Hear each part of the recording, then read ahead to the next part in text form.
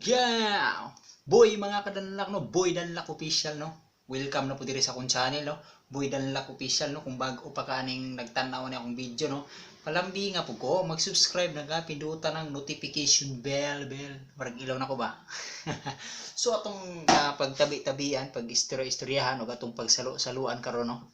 Karong adlaw no, ay kanang mga estudyante karon og sa una no.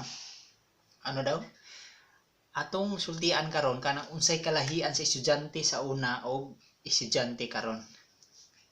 Ang estudyante sa una, inigmalit ka, di ka kasulod sa eskwelahan o sa imong room kung wala kay isa ka kumkum nga amorsikong makuha sa plaza. Kaagi mo na no.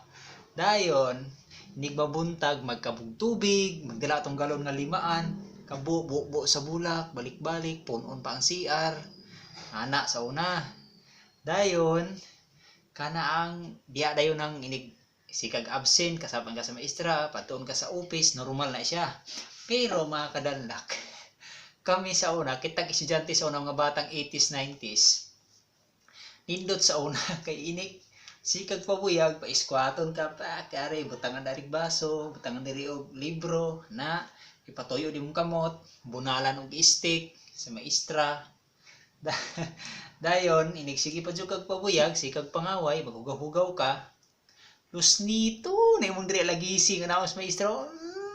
Usahay mo ban makaiyak, lubago ni mong kilid, bunon kag chok, bunon kag eraser, uban maigo pa diri sa naong mataplak. Pastilan sa unang panahon no. Mao na siya. Dayon, ang inyo pong di sa una kana inyong sulatanan, di karon social naman kayo. Sa una kay katong kahoy. Anak kahoy na siya. Balik tagtulok estudyante ang naa diha. Naa si butang nga naglapis nga murag lingin, murag kanal, ilalom na butang nga mga notebook. Diha di mo makita o di mo makutan tong mga lisog santol, lisog kanang mga mangga, mga chingam, babulgam, mga isip unsa diha, mga stick sa mga kinanaan sa mga chichirya kay ana mo ni kaagi sa una. Unang enjoy kay sa unang panahon, makatilaw kag sakit, nga na madisiplina jud kay estudyante, no? Pero karon, swerte kay mga estudyante karon. Kami sa una sus payra na wala pay computer na karon pastilan mga pitsting inahatay mga estudyante. Lami na kay sila room, di na sila mahanag plaza, di na mangganot, di na magkabo kay mamubuog tubig, na sila hilinawan, lami na kay mga balunan, kami sa una dahon rag saging, silupin. Ay, pastilan. Karon alami na kay sila room, na sila computeran, kabalo na sila mag-computer, napos sila ceiling fan, electric fan, pastilan, kaswerte mga buanga mo, mga eskwela gid magtarong no. Sos, mo na sila nakanindot, hindi na sila katilaw og bunal kay bawal na bunalan, bawal na lusnito ng dalunggan, bawal na pagawson sa room. Sos, kami sa una, pastilan, tindog, butang ang libro sa ulo, dare pa, bunalan pag istik, kanang istik nga project, kanang silig nga project, ipadala si maestra, maunay ra ni magbunal sa unang panahon. Pastilan. Pero nagpasalamat ko sa una, no? Kay siyempre mapitol o madisiplina jud ka sa mga maestra, mga kadanlak, no? Karon lahi na kayo.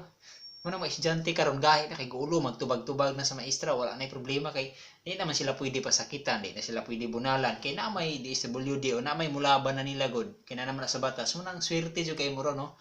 So mga estudyante karon na may electric pan, na may computer, pero sa tayo pangitaon. Eskwela gyud magtarong ay mo pagbugal-bugal kay kami sa una pait jud kay mo kaagi. Kung makagraduate ni mao-mao gana sa mong ginawa. So mao ra to mga kadanlak, no? So hinaot nga mag-eskwela gid magtarong mga kabataan, mag-eskwela magtarong, ana ba maghuman mo kay nindot ta kay karon. Wala di mo pwede masakitan sa maestra, swerte jud mo kayo. So mao ra to mga kadanlak, no? Sa mga nakaagig bural sa maestra sa una. Swerte kita kay nakitilaw tag sakit. Uglo sa isa tong maestra. Yun lang, no? Shout out dahil sa mga nagtanaw kanino og sa magtanaw pa, no? So magamping mo, no? God bless us all.